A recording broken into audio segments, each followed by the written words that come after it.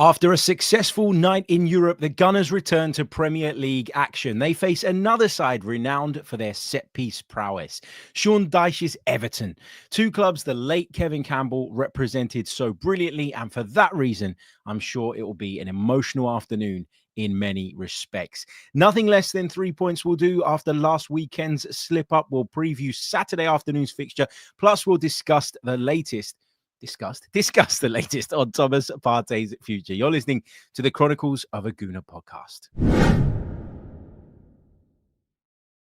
Hey, everybody, how are we? Welcome back along to the show. Hope you're having a wonderful Friday so far. One more sleep until the Arsenal are back in action and we take on, as I've just mentioned, Everton, the Toffees, a side that have got their fair share of troubles off the field to deal with, haven't been great on the field, but obviously, I think will fancy their chances of avoiding that dreaded relegation again, because just quite frankly, there are a lot of teams worse than them in this division, and that's the reality of the situation nowadays. Look, when you slip up the way we did again last weekend, when you're as far back as we are, and then you slip up, what you need to do is you need to bounce back straight away. There's no question about that. Am I naive enough to think that we're going to win every single football match in every single competition? No, I'm not. Of course not. But I do think that in our position, in the situation that we find ourselves in, with as well as Liverpool and Chelsea, to be fair, are playing right now, we can't afford to fall further behind. We've got to take advantage of these types of fixtures, the fixtures that on paper you would say are home bankers. And this falls into that category. Do I expect it to be easy? No. I think I've just got to the point where when it comes to Premier League games, I go into every single one feeling a little bit apprehensive. Not worried necessarily, because maybe that's too strong an emotion the other way. But I certainly am very guarded against the idea of sort of arrogance and maybe falling into that trap where you turn up and you think, well, this is a given, and you sort of make changes, you rotate, and that affects your rhythm and your flow, and all of a sudden one thing goes against you, whether that be the concession of a stupid goal or a red card or whatever, and you end up in a situation where you're then climbing a mountain. Listen, if you want to conquer this Premier League, you're not going to be able to climb mountains over and over and over again. Once you're at the summit, you need to stay there. You can't keep falling off and expect your team to find it within themselves to climb right back up to the top. So no slip up is allowed this weekend, is how I'm going to put it. Anything less than 3 points against Everton would be, in my opinion, a disaster.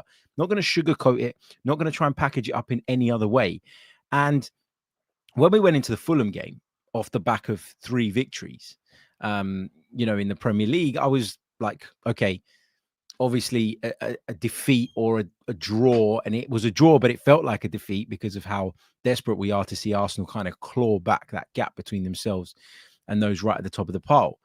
But, we'd won 3 on the bounce, so a draw wasn't the end of the world. Whereas if you then go and drop points again, if you follow it up with dropping points again, then all of a sudden the picture and the outlook looks very, very different. So this is a must-win game, and nothing less will do. And you're not going to catch me, it's my promise to you guys, trying to defend it or trying to sugarcoat it come Sunday if Arsenal fail to do what's required.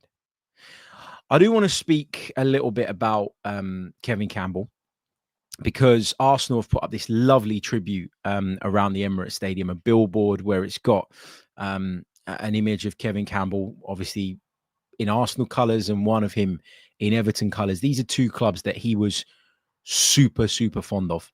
He was always an Arsenal man at heart. He loved the club. He came through at the club. He grew up supporting the club, and he continued to do so afterwards. And I had the pleasure of knowing Kevin and working with him on a lot of different things and podcasts and events and all the rest of it. He was a friend. He was someone that I could pick up the phone to and have a conversation with. He was someone that was always warm and welcoming. And what I think is really, really important is that he is honoured in this game, because this is 2 clubs that were in his heart. Like, yes, Arsenal man first and foremost. I think even he would admit that.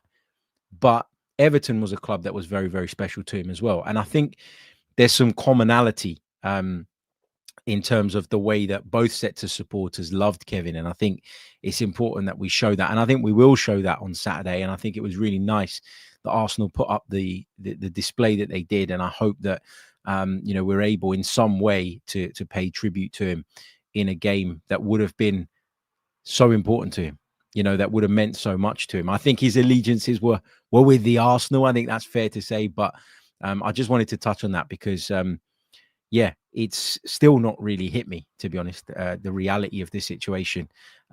Someone who always came across as indestructible and really strong and one of the good ones, and so to lose him before his time, in terms of his age is really, really sad. And I hope that there is some kind of tribute paid to him. Arsenal have done something outside the ground. Let's hope that there's something inside the ground as well. I don't know that there will be, by the way. I'm just assuming and hoping that it does happen, because for me, it's the right thing to do, particularly for a fixture like this. I think I'm right in saying that this is the first game between our two clubs since his passing, and therefore, it's got to be done, and it should be done. Is that my phone ringing? I think it might be. Let me just see. This is terrible of me. Yep, it's my phone. It's the old man. I'll call him back. I dropped my phone on the floor just before we started, and I thought, leave it there. It's a distraction. And here we are. Okay. Set Piece FC take on the next in line for the Set Piece FC throne. By the looks of it, Everton have been incredibly efficient themselves from set pieces. I read a bonkers stat yesterday. Something like nearly 40% of their goals in the last year are from set pieces. So it's clearly something that they work on a lot. It's clearly something that's going to have, a big say on how the game goes. I think, both sides will be wary of the threat that the other one poses. And, we're going to talk about the team news in a bit, but I think having Gabriel available, if he is available, is going to be massive in this, because not only does he give us a hell of a lot from an offensive standpoint when it comes to set pieces, but he also gives us a lot defensively as well. And against a side that are not quite as good as us, I wouldn't go as far as saying that. But they are very, very effective in that department. Is something they put a lot of emphasis on. I think having Gabriel in the team is going to be massive. Let's have a look at some of the statistics around this game. I always quite enjoy doing this, actually. Let me just share my screen with those of you watching in video format so that you can see as well what it is that I'm sharing with you. Hold on, is that the right one? That's the one I want. There you go. 64 head-to-heads in the Premier League between these two sides. These are the two clubs, the only two clubs that have never been relegated from the top flight of English football. And so that's why I think when Everton fans appear to be getting a little bit anxious and a little bit stressed when they're in that relegation mix, it's not just the fact that they don't want to play a season in the Championship, particularly next season when they've got this brand spanking new stadium coming, but they're very, very proud of that record that they have. They're very, very proud of their history, and they don't want to see that disappear. 64 matches between the two in Premier League history. Very, very clear who the dominant force have been. Arsenal with 38 wins to Everton's 12, and there have been 14 draws between the two sides. If we look back at the last 5 meetings between the two clubs, Arsenal won at the Emirates Stadium right at the end of last season, 2-1. We won back in September 2023, a 1-0 win at Goodison Park. I think it was Leandro Trossard that scored that day. Go back to March 2023, we beat them 4-0 at the Emirates. Go back to February 2023, they beat us at Goodison Park by 1-0. And if you go back to Sunday, May the 22nd, 2022, Everton were beaten 5-1 by the Gunners. So we've won 4 of the last 5 meetings between our two sides. So that bodes well, I guess. In terms of the form guide, Arsenal have won 3 of their last 5 in the Premier League, a draw at Fulham. But prior to that, we'd won against Manchester United, away at West Ham, and at home against Nottingham Forest. The draw at Fulham was our last result. And if you go back 4 games, we were held to a 1-1 draw at Stamford Bridge by Chelsea. Doesn't look like such a bad result now, does it, when you think about it? So 3 wins from our last 5. Everton have got just 1 victory in their last 5, and that victory came at home against a Wolverhampton Wanderers side who are having a torrid season, and a side who could be changing manager in the not too distant future if things continue the way they are. If we look at the Premier League table so far, the Gunners sit in third place. Everton are down in 15th. They've won just 3 games so far this season. They've drawn 5, lost 6. Average goals scored per match, Arsenal are pushing 2. Everton are on 1. Average goals conceded per match, Everton concede 1.5 on average. The Gunners conceding 1 at the moment. But we've kept 5 clean sheets apiece. Their biggest win was that 4-0 victory over Wolves. Their worst defeat was a 4-0 beating at Spurs. Gunners' biggest win was that 5-2 at West Ham, and our worst defeat was a 2-0 away at Bournemouth. In terms of goals, Everton have had a problem scoring goals for as long as I can remember.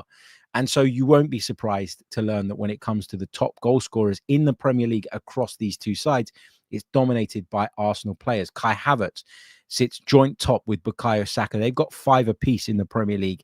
Gabriel Magalhaes comes in third on 3. When it comes to assists, Bukayo Saka's way out in front of everybody with 10. Dwight McNeil comes in at joint second with Ashley Young. They've got 3 apiece.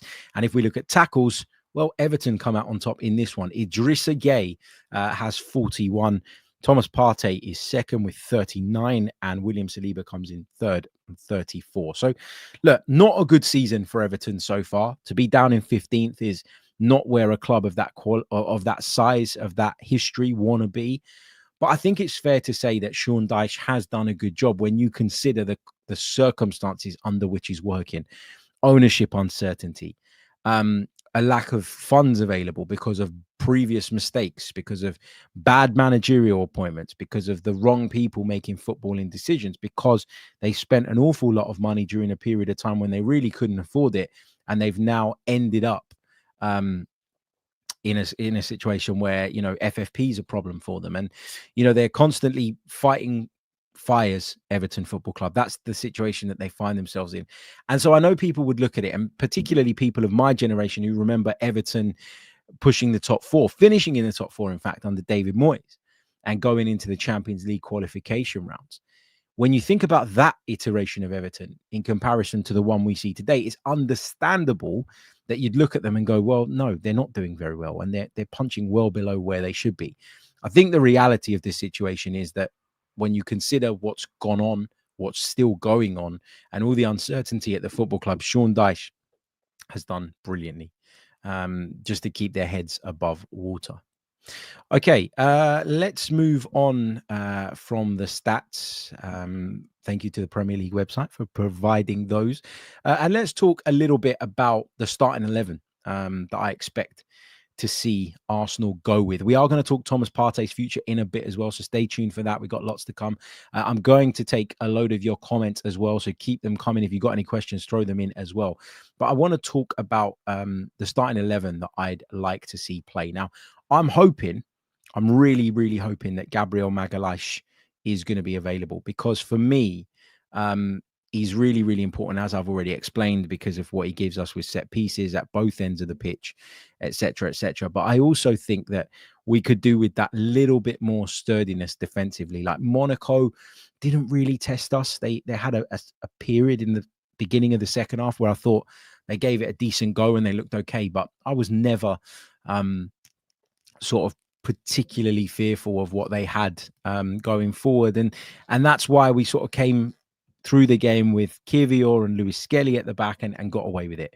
And I don't know that you can continue to get away with that in Premier League fixtures. And okay, granted, Everton aren't the sharpest of attacks that we're going to face, but I'd still prefer to have Gabriel back in the side. Now, what we do know is that he's been out because of a hamstring injury. So you can understand when you hear that why there was so much caution around rushing him back. There is an expectation, there is a hope that he will be back, according to reports from multiple sources this weekend, that he could have pushed himself and been available for the Monaco game, but the decision was taken not to risk him. Therefore, on that basis, I'm going to put him in my starting 11.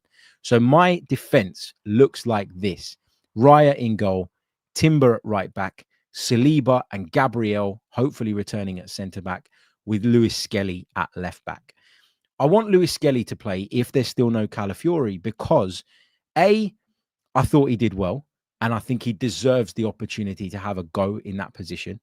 I think he gave us a lot on the ball. I think defensively, I'd still question Miles Lewis Skelly. He falls into, as I mentioned on the pod yesterday with Mike, the almost Alexander Zinchenko category for me, where he's a midfielder playing at fullback, and you just got to accept that that's what you're going to get if you utilize him in that role. So I would play him. I think having Gabriel back in the side would make me feel a lot more comfortable about Lewis Skelly defensively as well, because I'd know he'd have greater protection than what he'd have if it was Jakub Kiwior inside of him. Someone said in the comment section yesterday that I've got an agenda against Jakub Kiwior and that, I was going after him and this and that. That's not true. That's not true at all. I just don't think he's as good as Gabriel. And I don't think that is even a remotely controversial opinion to have. One is among the best centre backs in the world, and one has still got quite a bit to prove, in my opinion. So Gabriel gives you more protection. He would allow Lewis Skelly to go and play his game a little bit more comfortably. And with Timber playing at right back rather than Partey, who is a centre back by nature, Jurrien Timber. Remember, that's where he played predominantly before arriving at Arsenal. You can morph into that back three of Gabriel, Saliba and Timber. That's pretty solid. And you can push Miles Lewis Skelly into those inverted positions that he likes to do his work in. So, yeah, that's what I would go with at the back. As a result of that, I'd push Partey back into the midfield. I still think Partey, Rice, Odegaard is our best midfield, regardless of what people say. I'd play Martinelli on the left. I'm not totally convinced by him at the moment. Not totally convinced, though, by Leandro Trossard either as it goes. But again, if we're talking about trying to complement the players around him and trying to give the team the best possible balance, Martinelli will benefit from those Lewis Skelly passes, the likes of which we saw against Monaco the other night, because he's a bit more of a direct and powerful runner, plays off the shoulder a little bit more than Leandro Trossard. Also, though, defensively, he's got an incredible work rate. And if he can get back and support Lewis Skelly, that could really benefit the youngster as well. I feel like he would do that more than Leandro Trossard would. So I've gone Martinelli, Saka on the right, Havertz up front. Another goal in midweek for Kai Havertz. He's on course, by the way, to score, I think, 20 goals this season, if he continues at the rate he is already, which kind of kills that myth, doesn't it, where people said, Kai Havertz is not a 20-goal-a-season striker. Well, he can be. He can be, as you've seen. I don't think his overall game, by the way, in the last few months has been as effective, but I do think his goal contribution is there. And when people sort of go by previous and dismiss his goal contribution, that to me is just lazy analysis. You're not actually talking about facts. You're talking based on a preconception that you have of a guy from before he even joined this football club. And that's carried forward and it's carried over, and those types of reputations and sort of, negatives are really, really hard to shake as a player. And I think Kai Havertz is probably experiencing that now, even with some of our own fans. So just to repeat, for those of you listening on audio, my team to face Everton would be Raya in goal, Timber, Saliba, Gabriel, and Lewis Skelly at the back, assuming that Gabriel makes it. Partey, Rice, and Odegaard in midfield, with Saka and Martinelli playing either side of Kai Havertz. In terms of a score prediction, I'm going for the famous old 1-0 to the Arsenal. I don't think it's going to be pretty. I don't think it's going to be fun. I think it's going to be quite stressful at times, but I back Arsenal to get over the line and get the 3 points that we need from this one. Okay, really, really short pause. When we come back, we're going to talk Thomas Partey and we're going to take some of your comments from the live chat. So don't go anywhere. You're listening to the Chronicles of a Gooner podcast. Welcome back to the pod. Let's get into the live chat section. Let's see what you guys have to say around this weekend's game. Let's get some of your thoughts as well on the Thomas Partey situation as well. We're going to discuss his future. Just by the way, now breaking on Sky Sports. I've just had the notification literally a second ago. I was talking about the uncertainty off the pitch at Goodison Park. The Friedkin Group have officially secured Premier League approval for the takeover of Everton. That will make Everton fans feel a lot better about their prospects of A, staying up with the January window just around the corner, and B, making good on that new stadium and not having to worry about playing championship football in it. What else have we got in the live chat then? Lots of comments. Friday the 13th, I didn't even think about that. And Jan Tora says, good Friday the 13th, hit the like and Harry will be so happy. So happy. So very happy. I will be. Look, get your thoughts in on the game. Get your thoughts in on Thomas Partey as well, who we're going to talk about in just a second. Haylor says on the Lewis Skelly thing, is it too much too early for Lewis Skelly? Everton are not kind in their approach. Look, if Calafiori was available, if Zinchenko was available, if Tomiyasu was available, if Ben White was available so that Timber could go and play on the left-hand side without it really impacting us too much and impacting us in midfield, i.e. we have to drag Thomas Partey back into that fullback position, then Lewis Skelly wouldn't start for me. But we're down to our bare bones right now. And if Gabriel is there, then you can accommodate Miles Lewis Skelly, in my opinion. And listen, we've made an investment in this player. Like a lot of time over the years, coaching him, trying to get him to a point where he's able to help the first team. And then as a manager, in order to develop players, you do have to take a little bit of a risk sometimes as well. And I think if you don't give these guys an opportunity when the opportunity is so blatantly obvious in terms of the way it presents itself, then it kind of sends a bad message as well. Look, you should prioritize the team first and foremost and do what you believe is most likely to bring the outcome at the end that you need, or i.e., in our case, in this situation, a win. But look, I don't trust him 100% defensively, but I don't think this is a game where we're going to be pinned back. I don't think this is a game where we're going to really struggle defensively. I think this is a game where we're going to have a lot of the ball. We're going to face a low block if Sean Dyche's history and previous encounters with his sides is anything to go by. They're going to try and frustrate. And actually having another player that can unlock a defense is probably more useful for a game like this than it would be in others. So yeah, that's where I'm at on that. El Bag says Kivior is bang average and needs to be sold in January. Cincinnati says Kivior is okay in the smaller cup ties, but in the big games off. I mean, look, I think some of the analysis around Kivior is a little bit harsh. And it's funny because yesterday I was accused of having an agenda against him. And then I read comments like that. And I think actually my view on him is fairly mild and moderate, isn't it? Like, look, I don't think he's great, but I don't think he's anything more than a fourth choice centre back. And so then I start to ask myself the question, how good is your fourth choice centre back going to be? Like, how many players are going to play that position and be happy and fulfilled in doing that role or content with that role, but at the top level? Like, it's impossible. Like, the players that are better than Kivior, they don't want to play that role.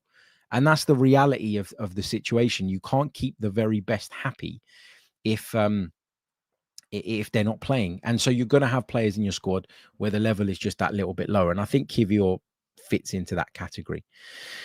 There was a question about Mikel Merino. I'm just trying to find. It was from Stephen Richards. He says, what do you think of Merino? Now he's getting up to speed with the Premier League after his injury. We have a decent box-to-box player.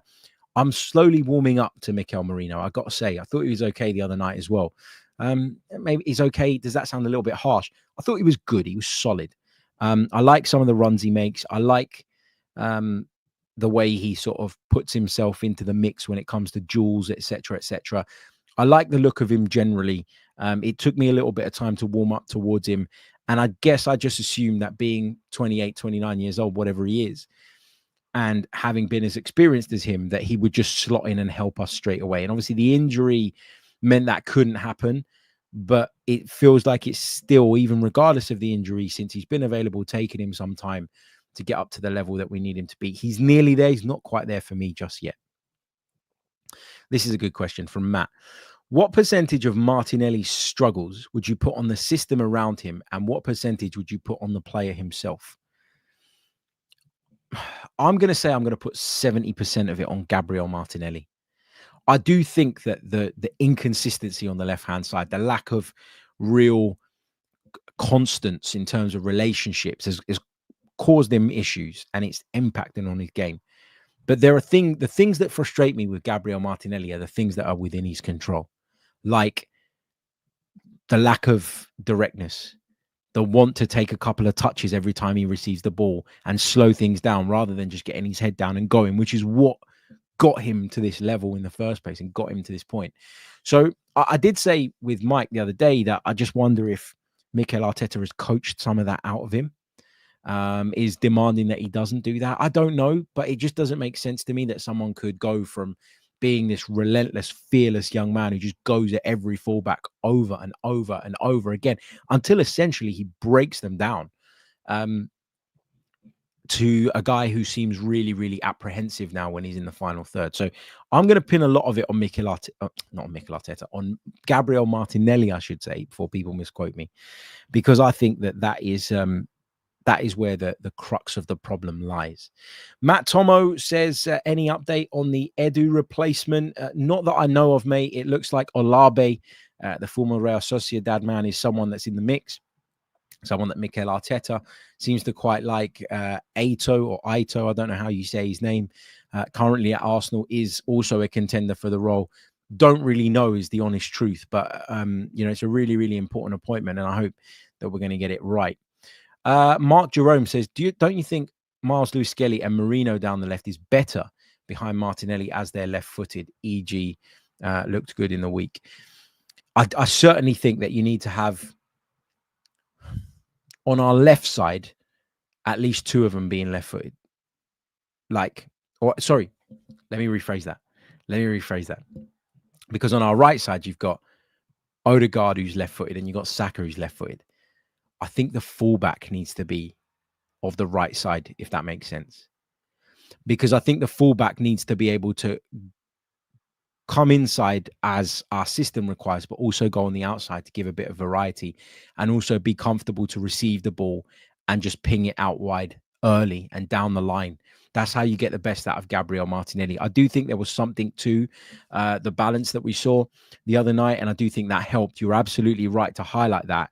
I don't think it's essential, though, that all of them are left-footed or that even two of them are left-footed. I think if your fullback is of the right side, because I think it really helps defensively, then I think that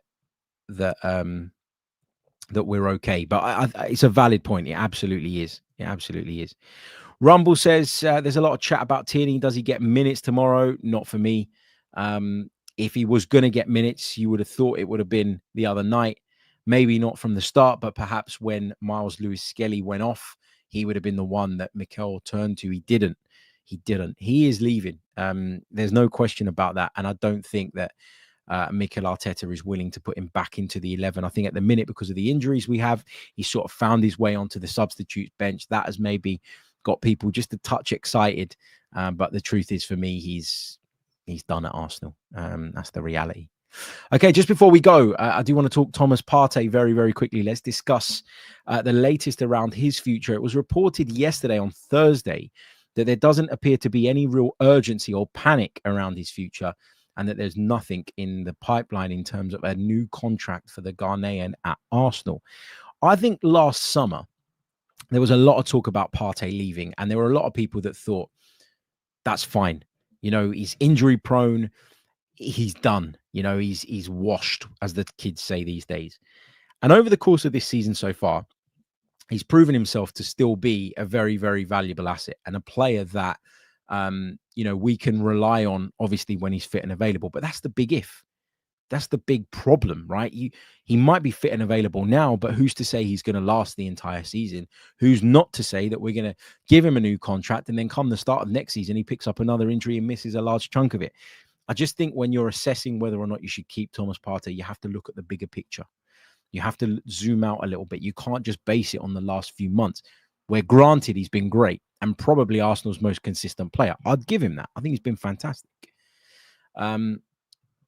But yeah, I'm kind of in two minds about this. Like, if the player's relaxed about it and we're relaxed about it, this is something that I would wait until the end of the season to decide on or to deal with, or I'd give it a little bit longer, because I don't think this should be right at the top of the priority list. Now, we saw a midfield the other night that in a lot of people's eyes at the start of the season was our best midfield.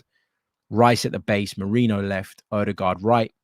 A lot of people probably still do believe that in time that will go on to be our midfield, and I don't necessarily disagree with that. I said when Merino was signed that I didn't think he was automatically going to come in, because I thought Thomas Partey still had something to offer.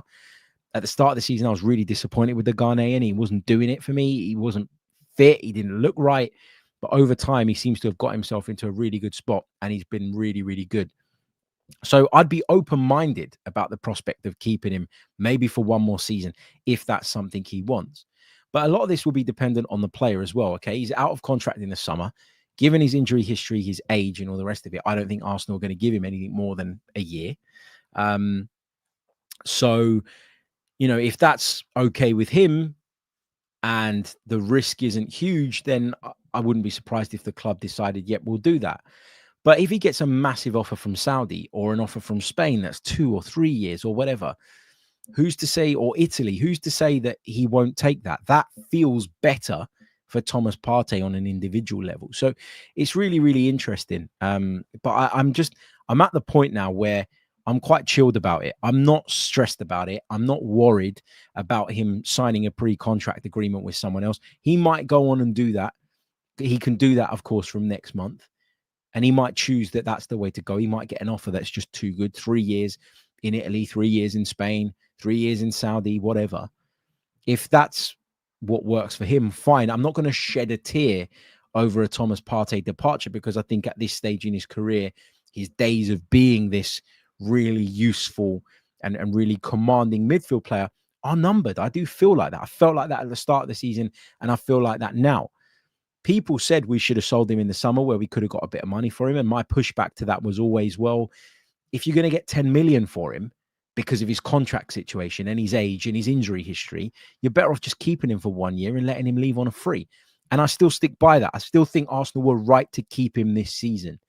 But beyond that, I don't know. We're going to have to decide that over the next few months. If Thomas Partey's got ants in his pants and finds something else and feels like something else works for him in the meantime, that's cool. Let it happen. It would be the natural course of things, wouldn't it? But yeah, that's my opinion on Thomas Partey. Am I stressed about the prospect of him signing a pre-contract agreement with somebody else? No, I'm not, because I'm not sure that he's going to have much more to offer after this season. And that to me is where, as a football club, I would stop and take stock and just sometimes feel you need to put the brakes on. That's how I feel. I feel like we need to just put the brakes on with the Thomas Partey chat and see how it goes. But let me know your thoughts, of course, in the comments section below. Right, I'm going to leave it there. Thank you all so much for joining me. Remember, if you're listening to us on audio, leave us a review and all the rest of it. If you're watching us on YouTube, leave a like and subscribe. And I will see you all on the match day reaction pod over on Patreon straight after the Everton game. I'm going to do something a little bit different for that one. You can let me know if you like it or not. And yeah, we'll be back with a full pod, of course, either late on Saturday night or bright and early on Sunday. I will let you guys know. I will keep you posted. If you're subscribed, you'll know, because you'll get notifications and all the rest of it.